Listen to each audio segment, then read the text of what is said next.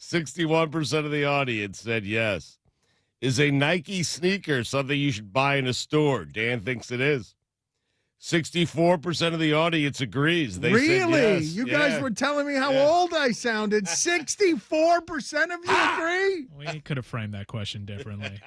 I'm curious to know the majority of the audience. How do they get We their got some shoes? hardware questions for you. We're out of time, unfortunately.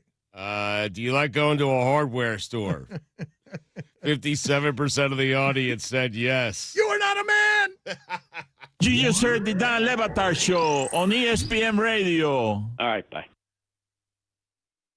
Sagat's here. If you're currently hiring, you face new difficulties, Product Fulfillment Solutions could relate. They needed to hire an executive assistant, so they turned to ZipRecruiter, and that's how they found Christina Romboletti. She created a profile on ZipRecruiter. They sent them her profile. The CEO reached out to Christina, invited her to apply to the job. 2 days later, she was hired. See how ZipRecruiter can help you hire. Try it now for free at ZipRecruiter.com/Dan. That's ZipRecruiter.com/Dan. At O'Reilly Auto Parts, we'll help make your auto repair, maintenance, and restoration projects easier. So when your car isn't stopping like it used to, our professional parts people will help you find the brake parts and supplies you need to do the job right the first time.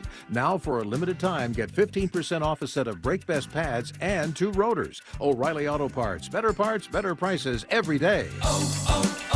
O'Reilly Auto Parts. For your Gulf Coast Sports Minute, I'm JP. Mark down another Division I talent set to join the ranks with the UWF football team. The Argos announced the addition of former Ohio defensive back Devontae Mitchell on Friday afternoon. Mitchell played in 10 games last year with the Bobcats, who finished 7-6 last season. Mitchell will join the 9 other Division I transfers this season as Coach Shinnick and the Argos look to repeat as national champs. In our recruiting spotlight this week, Tyler Strain for the Pace Patriots. After a standout performance at the Combine in late June at the home of the Dallas Cowboys, Strain has been invited to play in the Blue-Gray All-American Bowl this winter. Although he is a versatile player on offense for the Patriots, there is none better than Tyler in the secondary. His 4.4 speed in the 40 tells only part of the story as his coaches rave about his love for competition. Strain has offers from Illinois, USF, South Alabama, and Tulane, to name a few. And with the Patriots looking to get back on their winning ways this season, Strain is not a young man you're going to want to miss on Friday nights. That's your Gulf Coast Sports Minute. I'm JP. The teams, the games, the fans, the local talk. This is ESPN Pensacola, 1330 AM, 99.1 FM. Nick Saban has a message for us regarding the coronavirus. First of all, I hope this message finds you and your family safe and well. On behalf of our program, we want to give thanks to all the medical professionals and caregivers in our state and across the country in these challenging times. Our daily routines have changed dramatically over these past weeks. As we have said to our team, we share the same message to all of you. Please understand the following guidelines of social distancing. We ask that everyone please wash your hands often. Stay at home if at all possible. And when you have to be out in public, make sure you keep 6 feet between you and the nearest person. We are in this together. And as one team, we will get through these difficult times. And together, we look forward to all that's to come, like the opportunity to play college football this fall. But the best and safest way to ensure that happens is to listen to the experts, follow their guidelines, and take care of each other. Stay safe and roll Tide. Want to know what I like best about high school sports? I love watching my son run on the field. I love the fact that since he's been playing high school sports, he's making better decisions. And I love knowing that with the proper equipment, education, conditioning, and coaching, high school sports here in Florida are safer than ever before. And that's something I really love. This message presented by the Florida High School Athletic Association and the Florida Interscholastic Athletic Administrators Association. JP here. At ESPN Pensacola, we are hometown proud. Like the greatest pound-for-pound boxer of all time, Roy Jones Jr.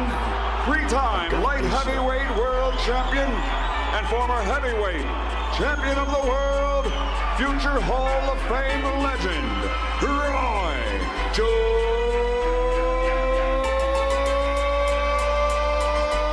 Jr. What up? This is your boy Roy Jones Jr. and you're listening to ESPN Pensacola. What if people had a battery level icon, like on your phone? you'd see a lot of us in need of a recharge. Thank goodness there's 5-Hour Energy.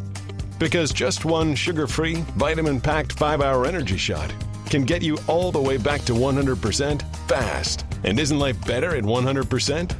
5-Hour Energy. Get back to 100%. For more information, visit 5hourenergy.com.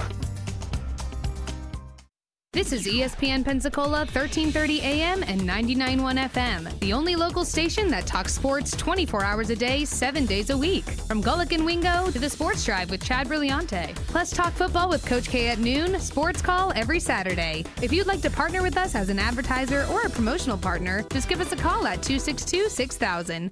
You're listening to ESPN Pensacola 1330 AM, 99.1 FM. All sports, all the time. WEBY, Milton, Pensacola. The following has been produced by Talk Football LLC. Former Florida Gators quarterback, NFL quarterback, and NFL head coach. Coach K. Stevenson has a resume second to none, and now he's sharing his insider information with you. Talk Football with Coach K starts right now on ESPN Pensacola.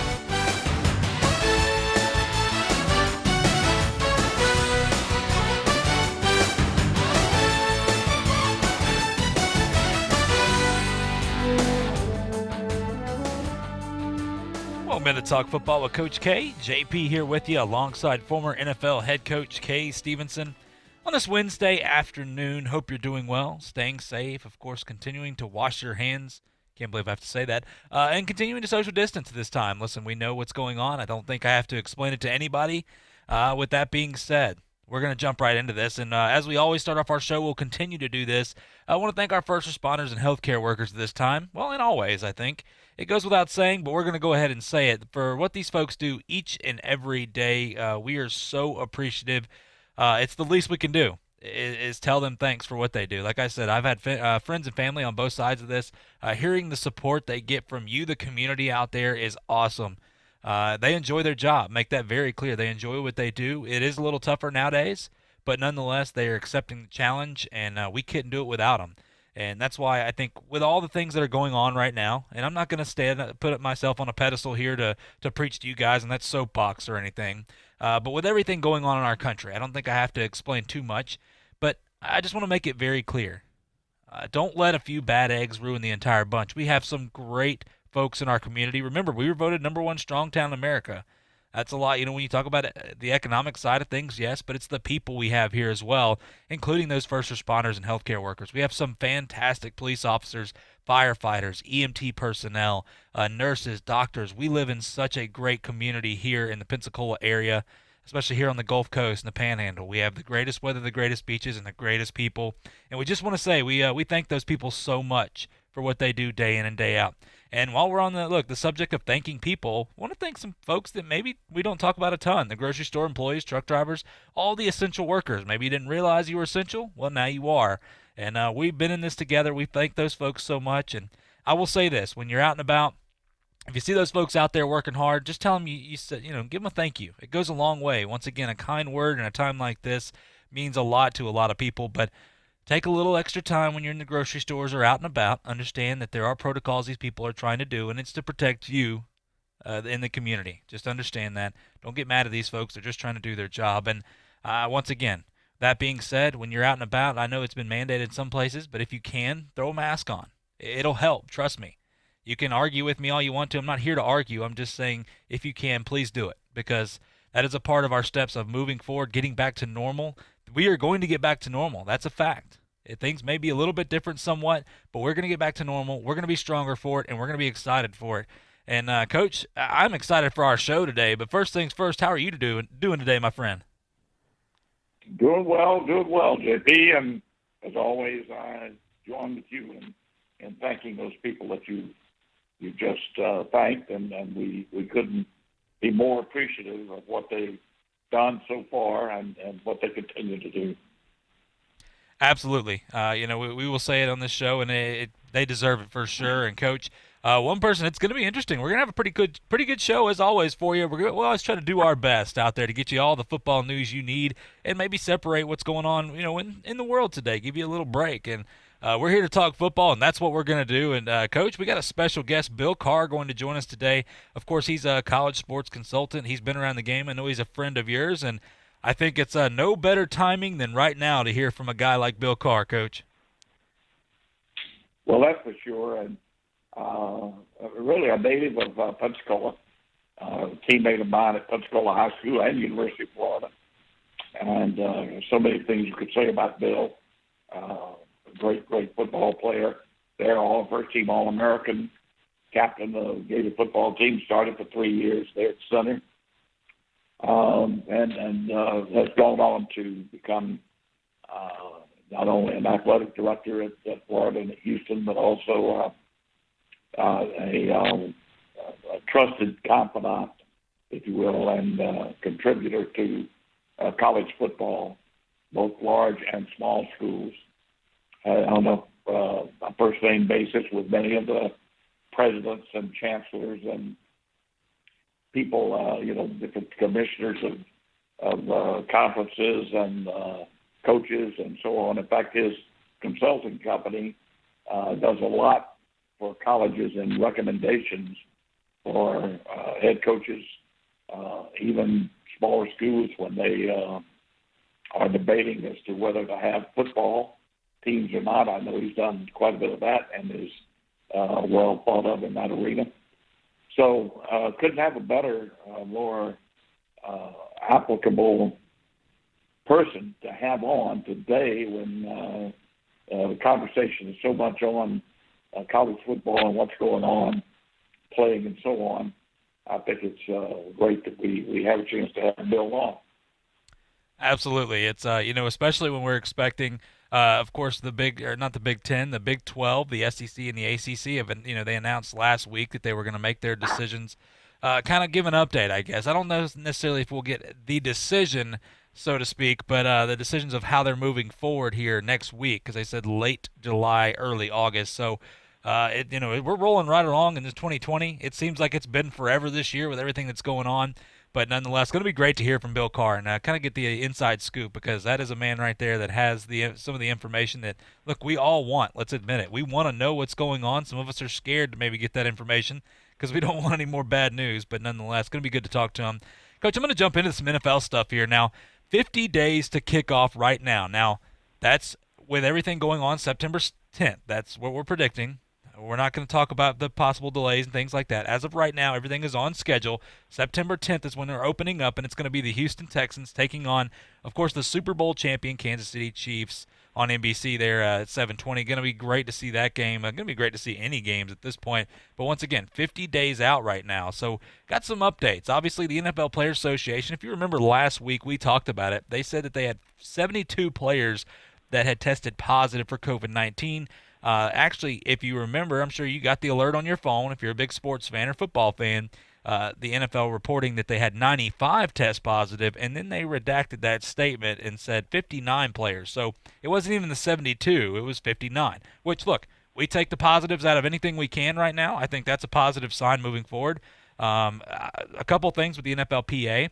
We talked about this yesterday. The NFL pitched to the Players Association that they would play no preseason games. That's something that the players wanted.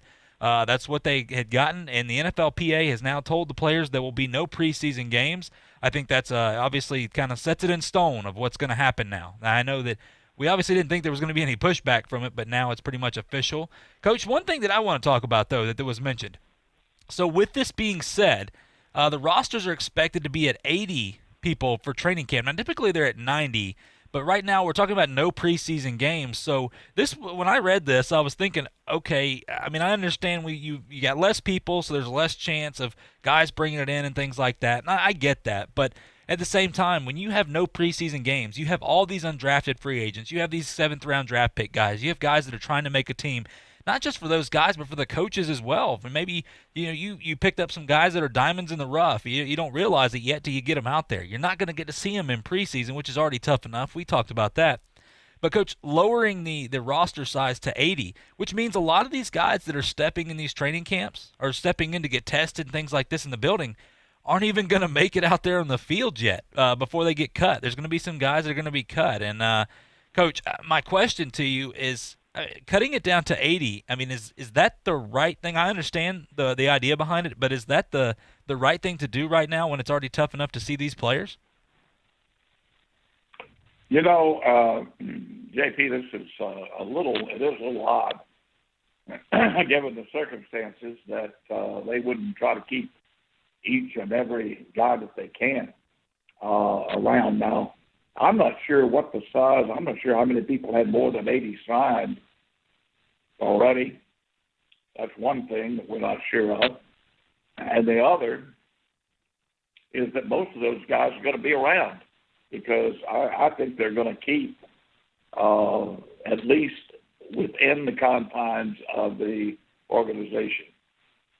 There's talk about their normal roster, which is, I think, 53, 54, and then keeping 22 additional people around 11 on offense, 11 on defense, just in the event of a breakout of positive tested people, that they have people who they can plug and play right away. Now, they've got to, I don't know whether that will be 22 or whether it will be, but it's certainly going to be more than the 7 or 8 or 9 that they've kept in the past on these developmental squads, I think they call them now.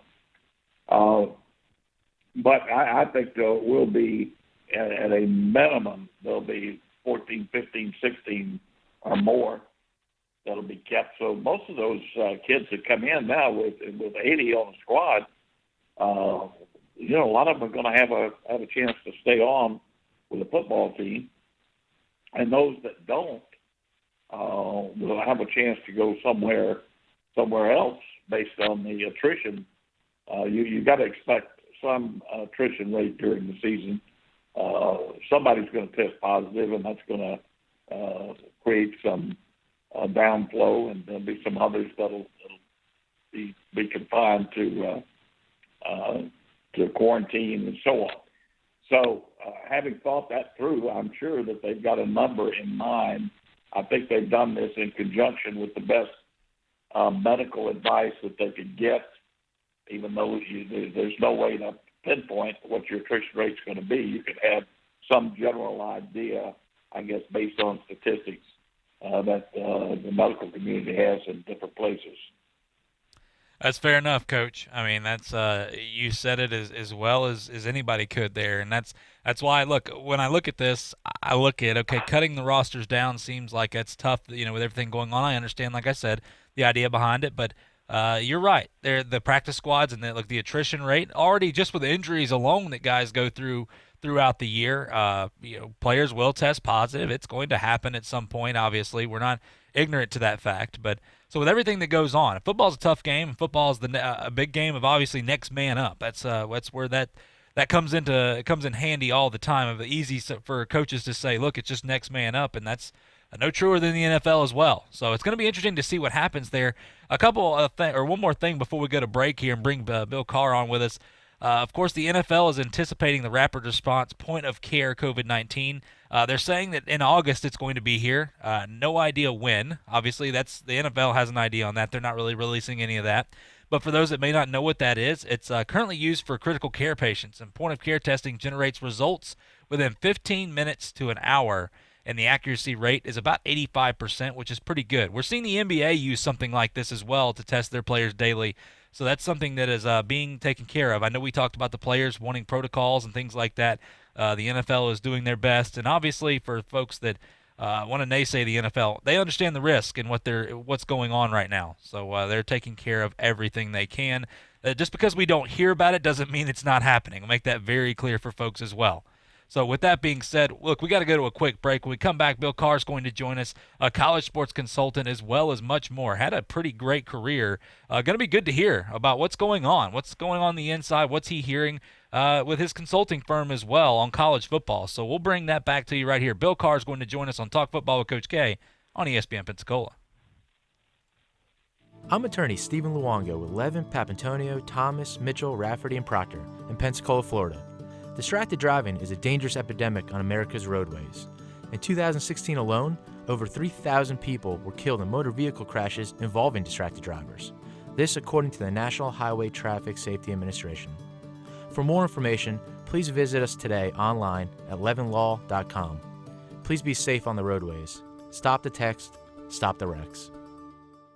Hello, sports fans. Miles Bentley here, General Manager at Hill Kelly Dodge Chrysler Jeep Ram in Pensacola. Growing up, I always loved sports. Nothing but net, out of the park, through the uprights. Sink the puck Bentley, that was me. But my love of the game couldn't beat my love for Pensacola and helping folks get on the road of dreams in a new Dodge Chrysler Jeep Ram. Sure, I never went to the big leagues in sport, but we're all pro here at Hill Kelly Dodge Chrysler Jeep Ram. Proud to be in Pensacola. Sometimes your bank, your family, and your friends love you, but they don't have the money to help you. Sometimes we have chances to make money, but the old saying, you've got to have money to make money, rings true. At Pensacola Specialty Pond, we can help. If you have trucks, heavy equipment, airplanes, boats, jet skis, anything with value, Pensacola Specialty Pond can loan you that short-term money you need. No credit checks, and at Pensacola Specialty Pond, you're going to find the money and the discretion you need. Now at 6428 Pensacola Boulevard, north of Car City. Call 432-9050, 432-9050. I thought I was too old. I thought I was too young. I didn't think I had what it takes. How'd I find the time? I went into a music store and tried some percussion. Keyboard, guitar, bass. ukulele. And before I knew it, I could actually play a song.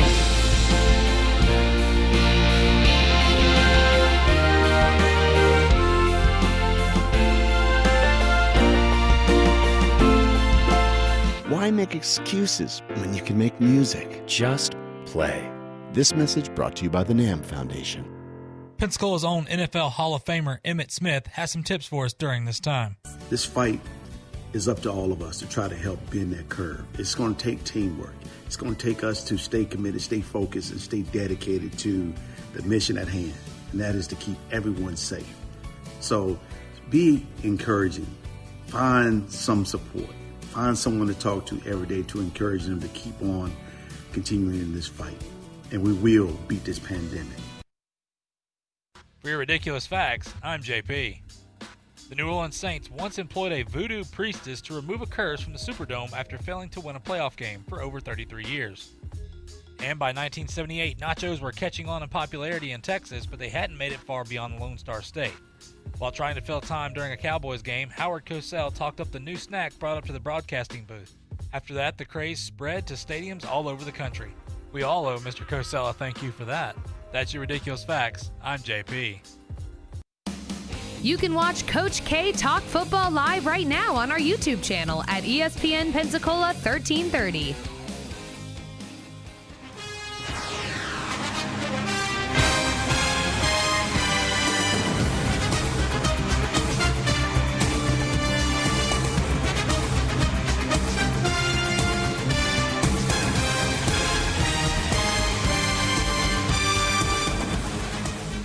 Welcome back to Talk Football with Coach K. JP here with you alongside former NFL head coach Kay Stevenson. This Wednesday afternoon, beautiful day outside. Look, we're here to talk some football with you. We've got a special guest joining us on the show, Bill Carr. Now, this is the man that's got the answers. I know, Coach, you've got a lot to talk about with him, but look, Coach K, you played with him at Pensacola High School. Of course, you played with him at University of Florida as well. With Mr. Carr, playing at the University of Florida, was recognized as an All-American as well as a captain for the squad, was drafted by the New Orleans Saints. Well, we love our Saints. In the fourth round, of course, had to fulfill his military service, which, once again, we love our military down here in Pensacola, and Mr. Carr knows that. He later served as the athletic director for University of Florida and the University of Houston. Now works as a college sports consultant with Carr Sports Consulting. And, Coach, like I said, I know he's a good friend of yours, and what a great time to have him on right now, so I'll go ahead and send it over to you.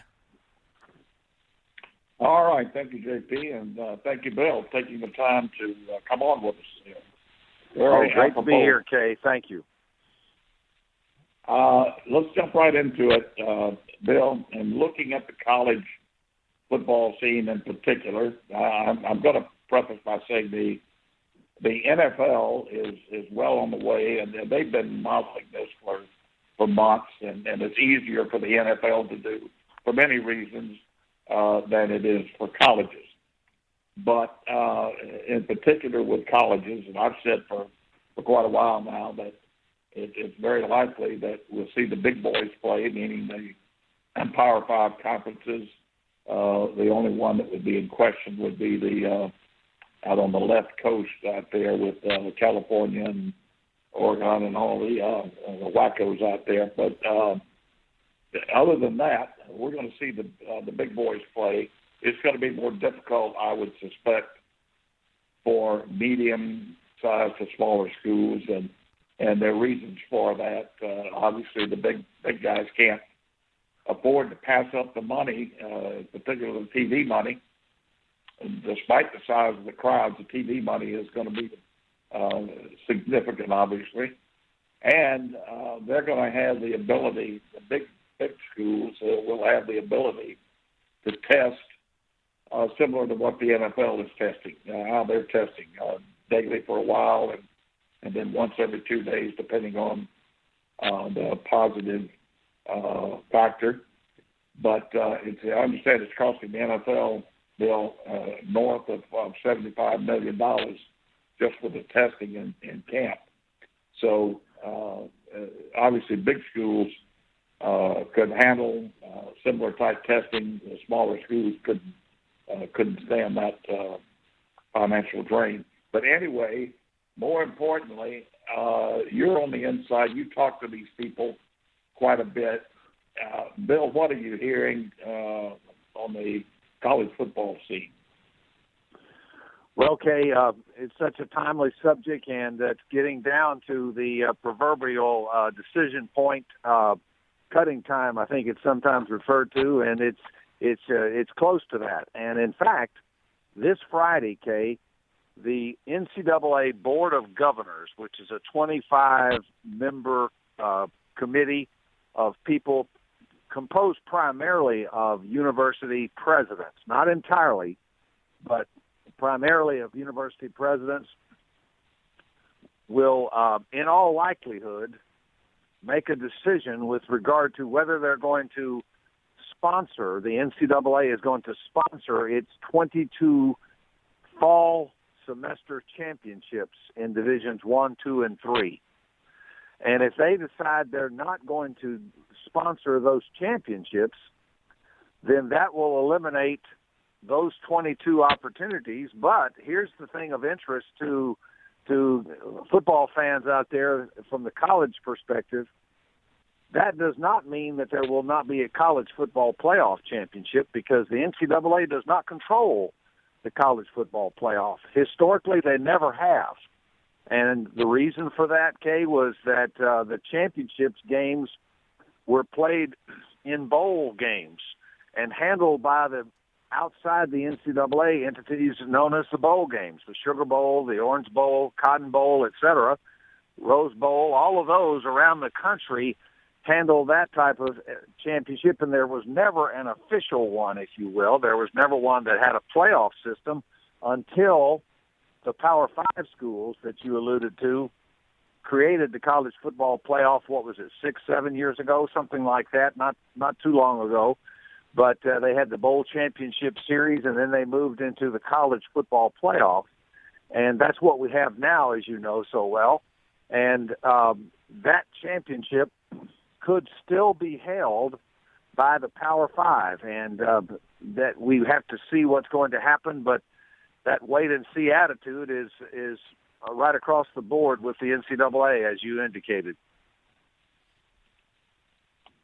Do you see, Bill, the possibility? I think the possibility's been there for quite some time, certainly in the last 3 to 4 years, maybe the last 5 years, of the Power 5 conferences more or less detaching themselves from the NCAA protocol anyway. I mean, I see them going out on their own and not being held to specifications and rules and regulations that are, for the most part, they're instituted through smaller schools with a heck of a lot less to lose. Well, Kay, I think that's a very pertinent question. I think it's very appropriate to ask that question, and there are different opinions on the response. My personal / professional judgment is that will occur.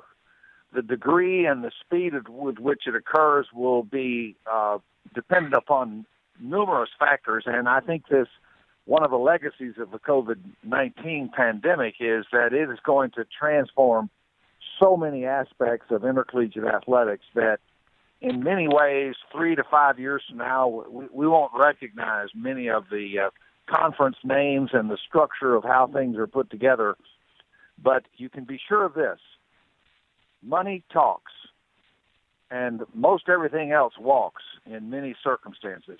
And you can be certain that the semi-pro, whatever you want to call it, the Power 5 media rights-driven revenue streams that are in place now, those are not going to disappear.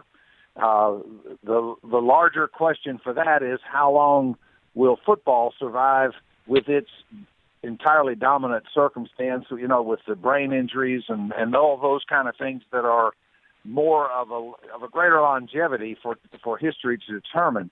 But as long as the football aspect has its predominant position and generates the extraordinary revenues it does, the Power 5 model will continue. I happen to believe that eventually, and I believe the COVID-19 pandemic will expedite that separation, the Power 5 schools, the 65 institutions in the 5 conferences, plus Notre Dame, the lone independent in that collection of schools, will have their own entity within intercollegiate athletics, and they'll have their own basketball tournament as well as a college football playoffs, their own track meet.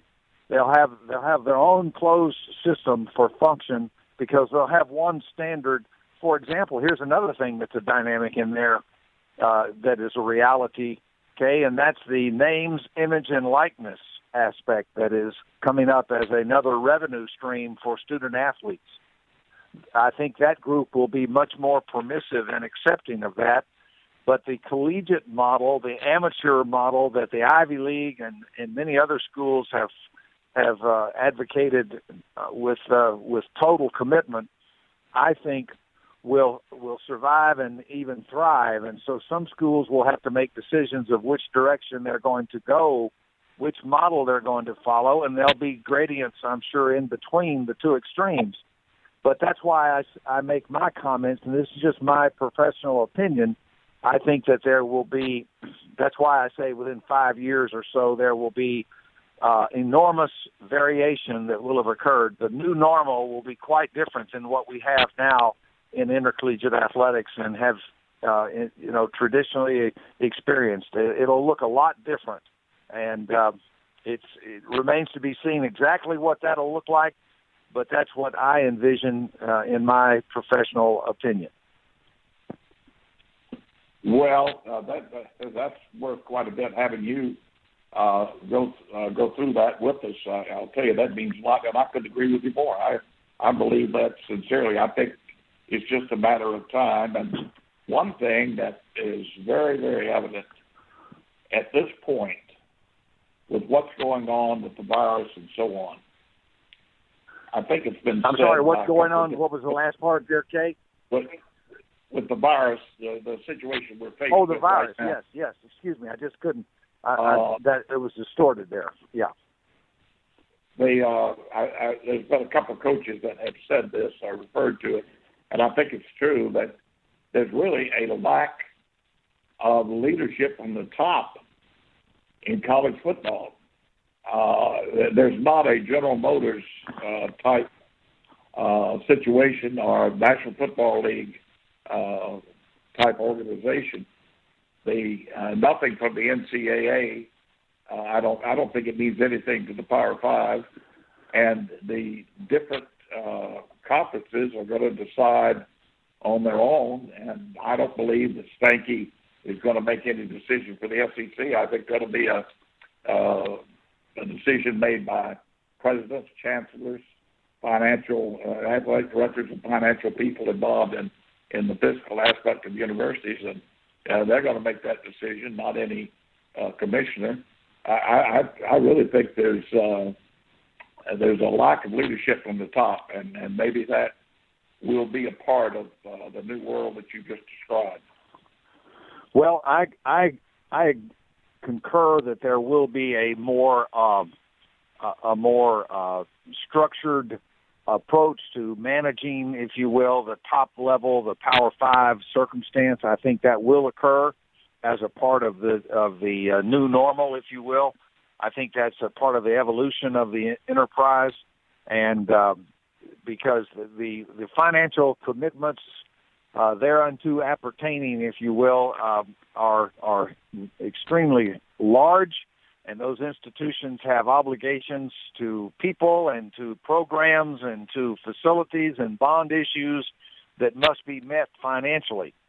And so as a result, all of those large institutions that make up that group, many of them land grant institutions in many cases, like the University of Florida and Auburn and so many others, there are a lot of there's a lot of tradition in there. There's a lot of political power and strength and financial position within the structure of higher education, and that's simply not going to mitigate. That's not going to be reduced in any significant way. The higher education itself has enough stress on it right now because of the reduced birth rate. There are fewer college students today. And so all of higher education is undergoing enormous stress and transfer and transformation. And this is a very important part of it, the intercollegiate piece, the athletics piece. And so it is a period of transformation. And when we look in retrospect on the pandemic of this year, and hopefully won't stretch too far into next year, I think we'll look back and say that it was something that was coming anyhow, but the pandemic was a real expeditious part of that stimulation. Very, very interesting, Bill. I can see what you're talking about, and obviously you've had some inside information there to put things together that few others can. But listen, let me ask you a couple of quick questions, and I'll let you go. We're yes, sir. A little longer than we told you. Quickly, put you on the spot.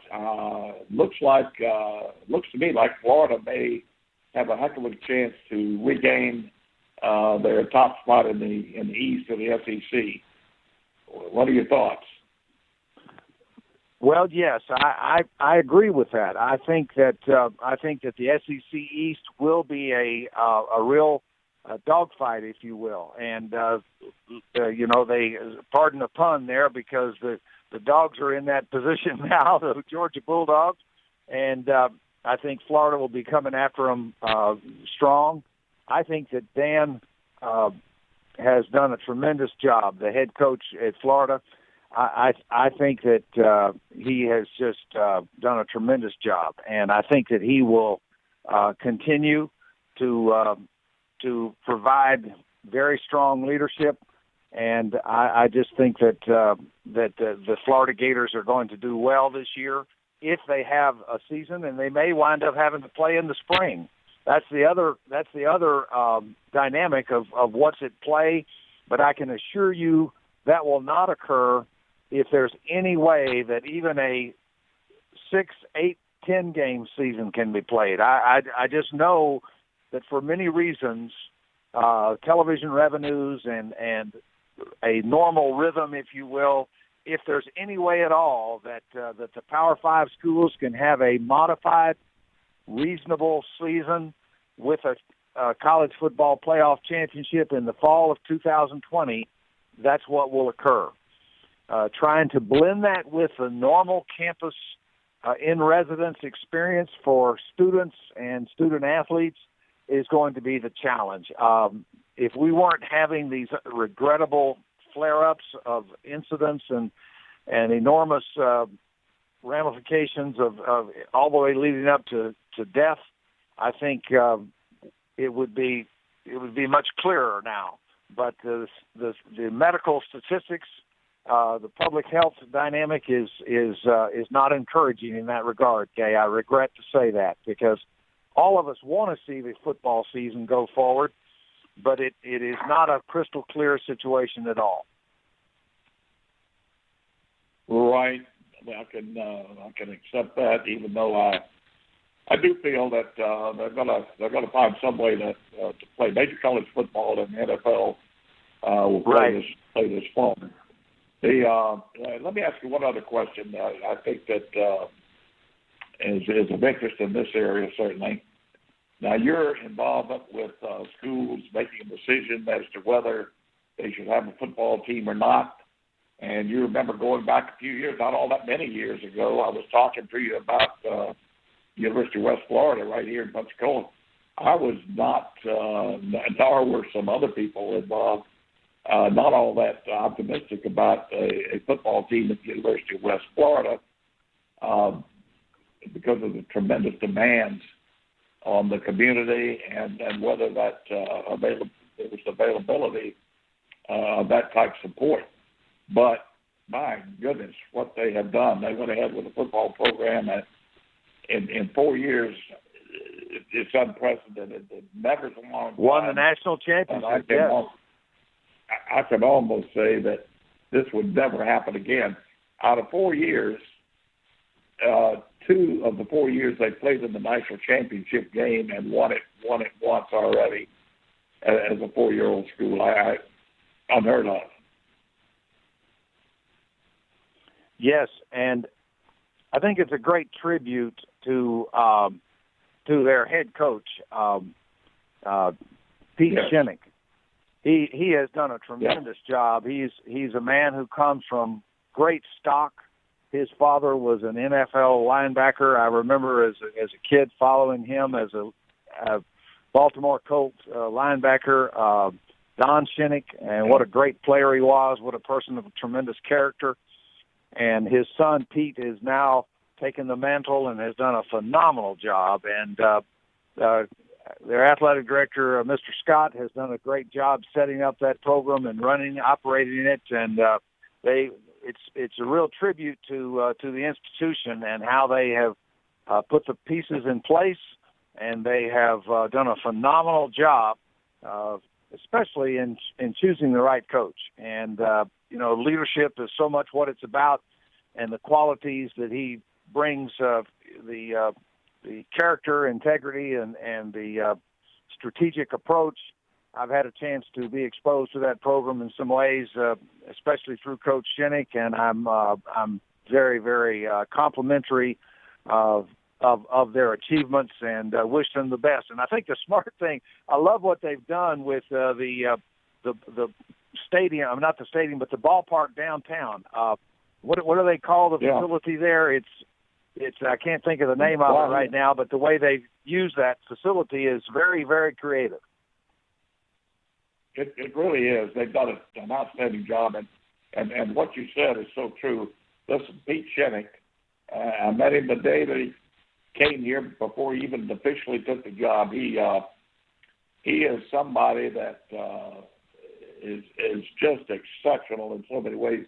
Not only have I been around him talking football as well, Bill, and he's an extremely knowledgeable X and O football coach, but more so than that, he is just an outstanding gentleman. He's very unusual, very unique. He doesn't allow curse words of any type on his field practice or otherwise, and it's just his way of doing things. His mantra.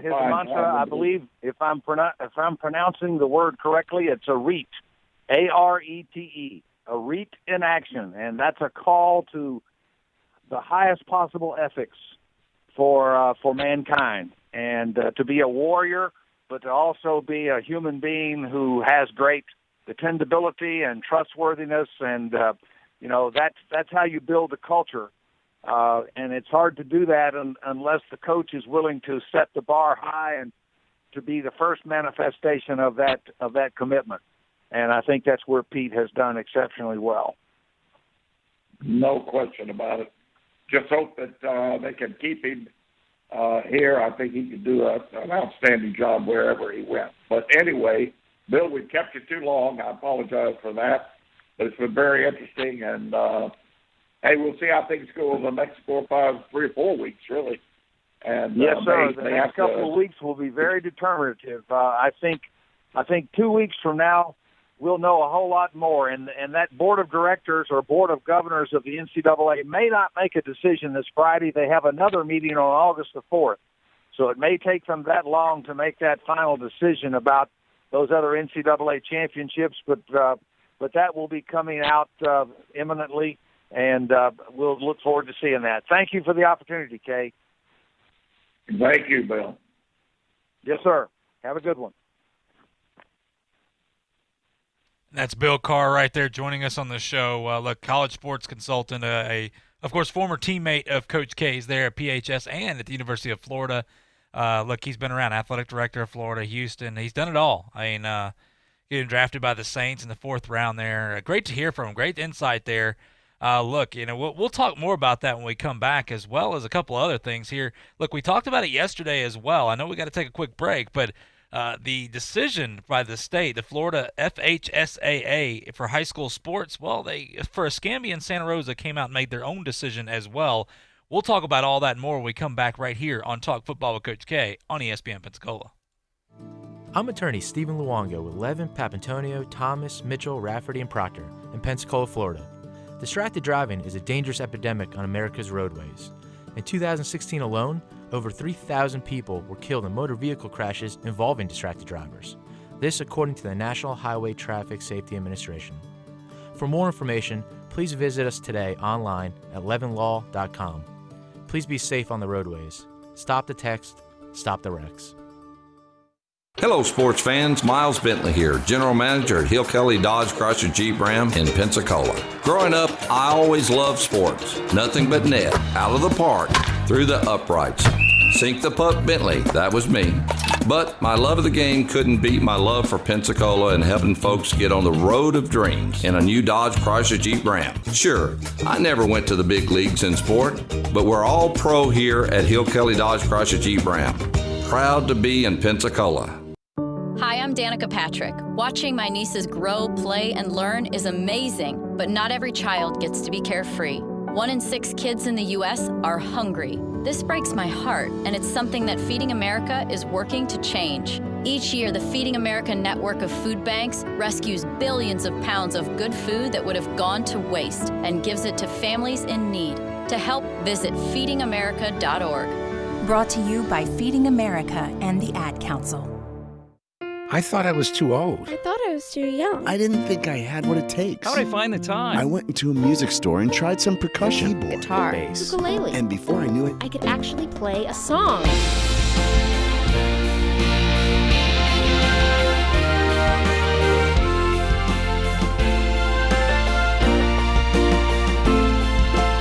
why make excuses when you can make music? Just play. This message brought to you by the NAM Foundation. JP here. At ESPN Pensacola, we are hometown proud. Like the greatest pound-for-pound boxer of all time, Roy Jones Jr. Three-time light heavyweight world champion and former heavyweight champion of the world, future Hall of Fame legend, Roy Jones Jr.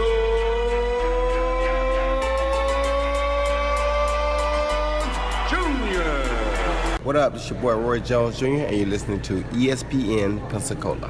Hear ye, hear ye. I bringeth thee a message from... a message from the king and his new trumpeter, Stephen. The king wishes me to convey his favor to thine team and thine tailgate. Not yet. He invites thee to let the Bud Light flow forth. And he also wishes me to tell thee that he toasts thee. Waiteth until the end, Stephen! With game day's favorite light lager and the slogan of his kingdom... Oh, dilly dilly. Enjoy responsibly. Bud Light Beer, AB, St. Louis, Missouri. This is Davis Allen from Sports Call with Davis and Justin, and you're listening to Talk Football with Coach K on ESPN Pensacola, 1330 AM, 99.1 FM.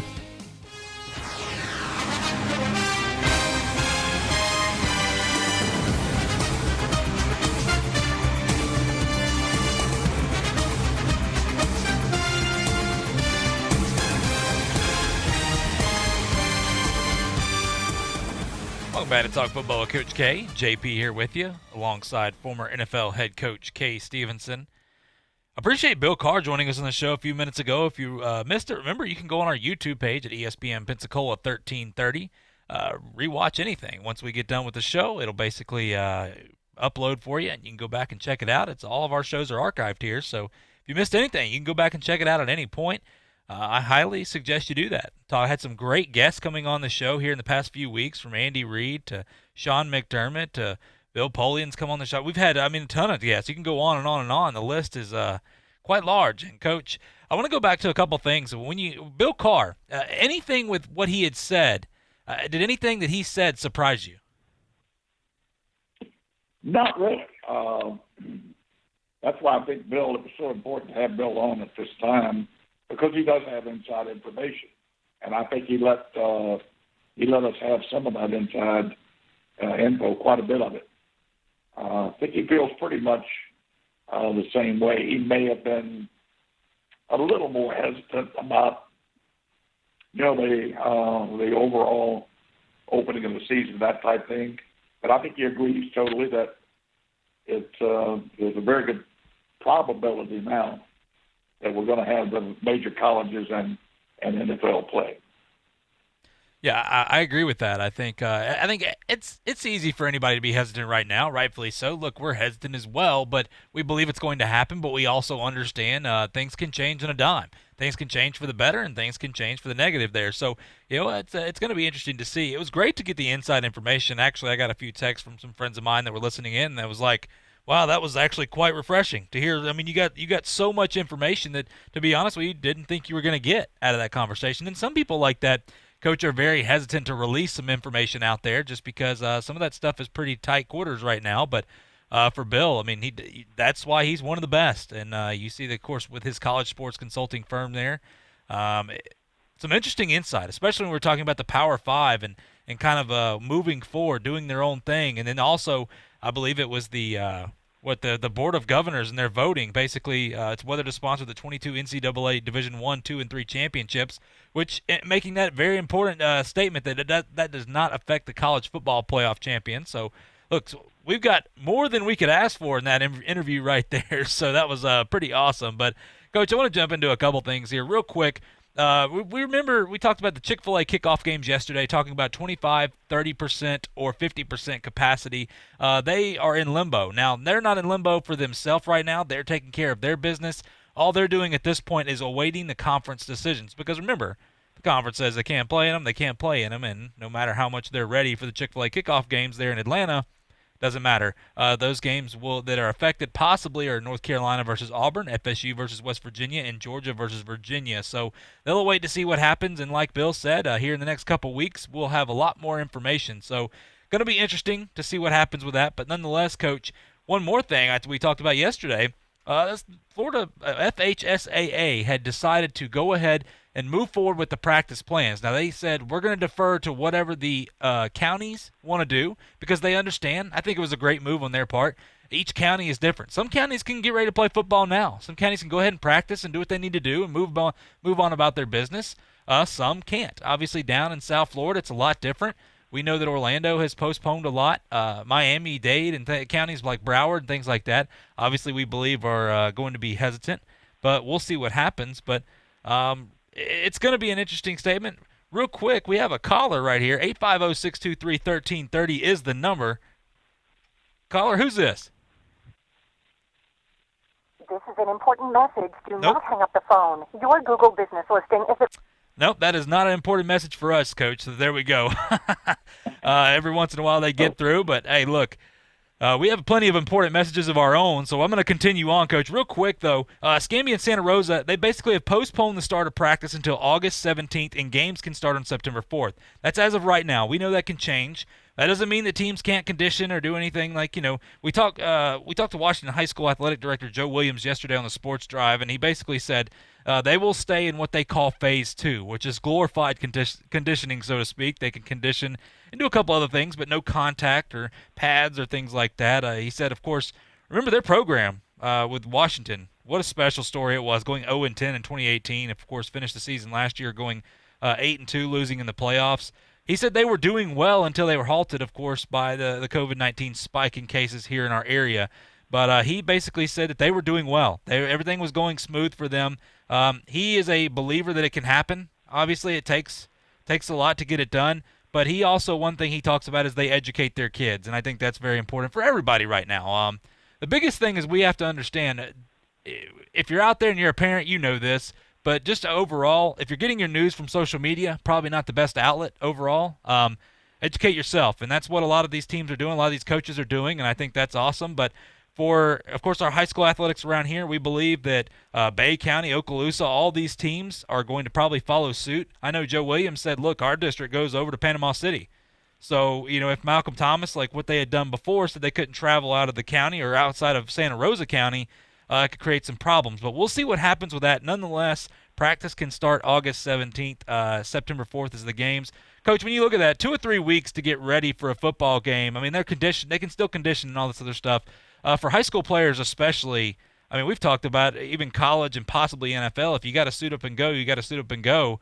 2 or 3 weeks is plenty of time. Is that correct?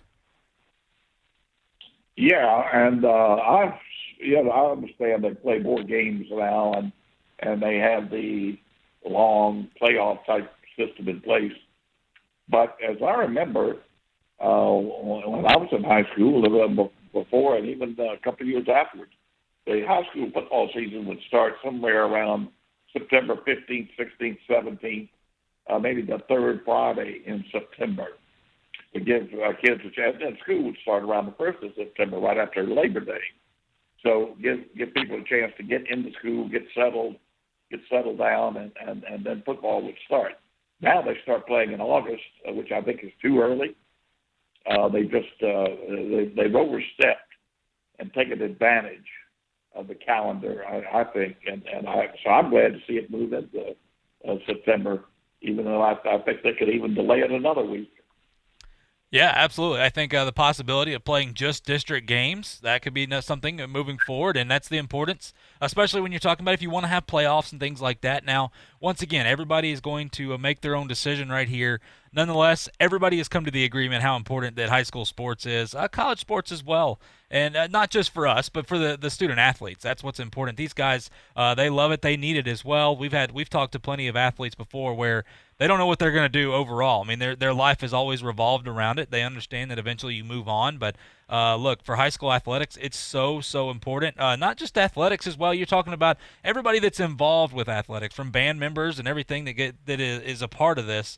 Everybody, they need this. And the one thing that Joe Williams said is the people that are in charge that are making these decisions, is he's just a part of it. He goes, those people, they're the right people for the job, and they trust them very well. So he goes, we're not the ones making the decisions. We're deferring to, of course, medical officials and things like that. So, that's a positive sign for people out there. And some people may not believe that, but Joe Williams is one of the best, by the way. We have some great, Roger Mayo and those guys at Escambia, all the athletic directors. We live in a great place here in Escambia County and Santa Rosa area that have some great athletic directors, some great coaches, and those guys, they understand the importance. And like he said, look, we want football, but we don't want football to sacrifice the health of any of our students, any of our coaches, parents, anything like that, because it's not just about the players and keeping them safe. It's about the players taking what they may get home, and that's we're all in this together. We talked about that, but that's always good to hear and great to hear from Joe Williams. But that's kind of your update right now. August 17th is when practice has been pushed back.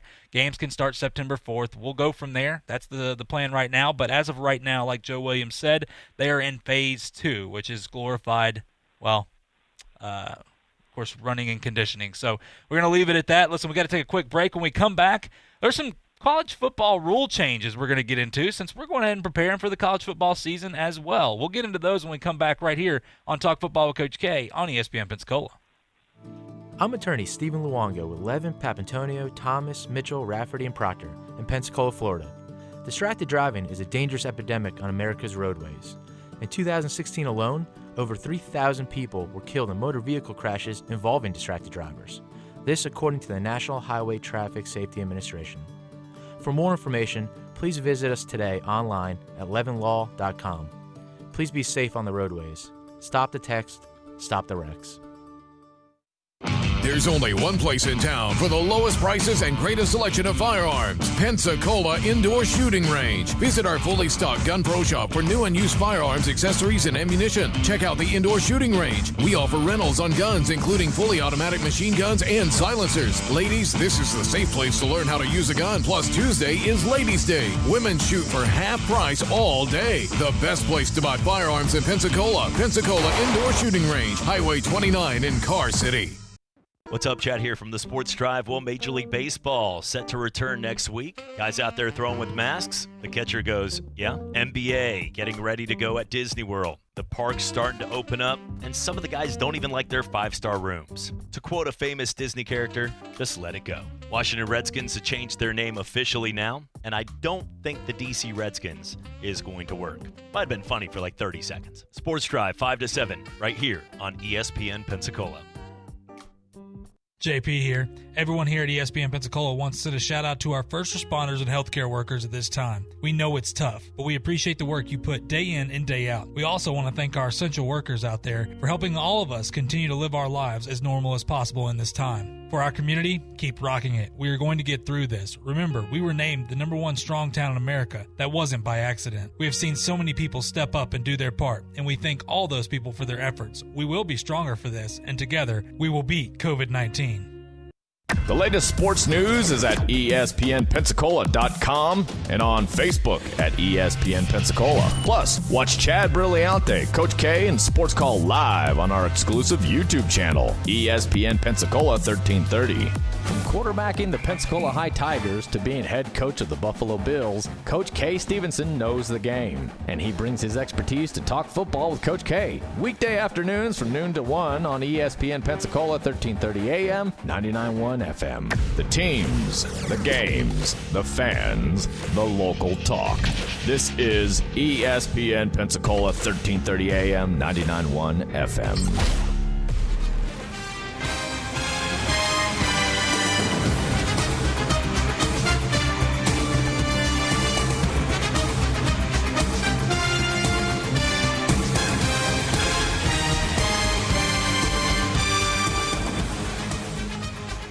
Welcome back to Talk Football with Coach K. JP here with you alongside former NFL head coach K. Stevenson. This Wednesday afternoon, hope you're doing well. Some nice weather outside, a little warm out there as usual here at this time of the year. Look, Coach, I want to jump right into this. Some college football changes. We were talking about the rules. Now, these were obviously approved by an oversight committee in April, but this is kind of a refresher as brought back up. Like I said, we're preparing for the college football season. We talked to Bill Carr. Great to hear from him as well. Some great insight there. Some news we didn't know we were going to get, but we got it. And look, start off with this one, Coach. I know we got a few minutes, but certain ejected players are allowed on the sidelines. So basically, players who are charged with targeting and are ejected from the game will be able to remain on the sidelines.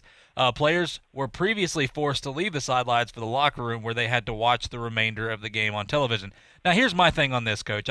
I'm mixed. Now, we know there's also a rule. There's another rule. I want to make this obviously clear.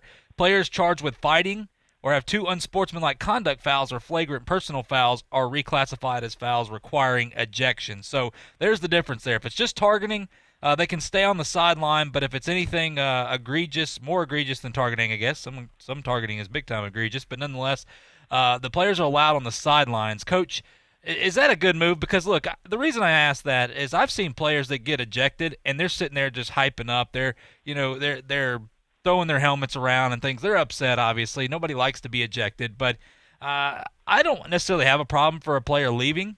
Some players obviously are very remorseful in what they did. They made a mistake. Any problems with that rule, allowing players that are ejected due to targeting to stay on the sidelines? No, I don't have any problem with that. And coaches just need to have a rule. Hey, if you are ejected, you get over on the sideline, you conduct yourself in a manner conducive to being a grown man. Don't get over there and act like a spoiled kid. It's simple, and they can have a fine for it, and it comes under conduct detrimental. So I don't have any problem with that. That's fair enough. I really don't. Yeah, that's like I said, I agree with you on that. As long as the player understands, we don't want to see all that. No coach wants to see that. Coach, you've been there. You understand that. And I'm sure, look, I played for a coach that if we did anything like that emotionally, outside of your normal emotion, your butt would be on the bench regardless, or you'd be sent back to the locker room. Nobody'd have to tell you except him. So one more rule, Coach. I know we'll get into some more tomorrow, but new pregame warm-up requirements. Basically, all the players have to have their jersey numbers on. That way everybody can see the numbers. Nobody can hide these guys. But not only that, though, assistant coaches have to be out there with these players at all times. And then the referees, 90 minutes before kickoff, will be out there. We've seen some pretty malicious stuff, come when it comes to fighting and things like that. But Coach, you like that rule? That way you have plenty of coaches out there and the referees also, basically the game starting. You can get penalties for pregame warm-ups. Yeah, I like that. They've always pretty much been out there. I can't remember where they were. In fact, they used to walk around, and that's when they would enforce the socks, the length of the socks, and where the stripes were supposed to be, and the pants up, the shirts tucked in, and they've lessened some of that now, which I think is a mistake. But anyway, no, they've always been out there. I think it's a good thing for them to be out there. Yeah, I agree. Both coaches and officials, yeah. Yeah, we've seen some fights and things go down where there may be one assistant coach and he was talking to somebody else and the players passing along each other. But nonetheless, I agree with you. They've been out there, and look, I think it's a good rule regardless. But, Coach, that sound means it's time for us to go. Look, we didn't get to everything, but you know what? Nonetheless, it's been a heck of a show, and, Coach, it's been an absolute pleasure. You bet. Enjoyed it, and we'll see everyone tomorrow. Absolutely, Coach. We appreciate it. We appreciate our listeners out there. Listen, we'll be back tomorrow, same time, talking some football with you right here on Talk Football with Coach K on ESPN Pensacola. In LA for 13 years at more than $380 million.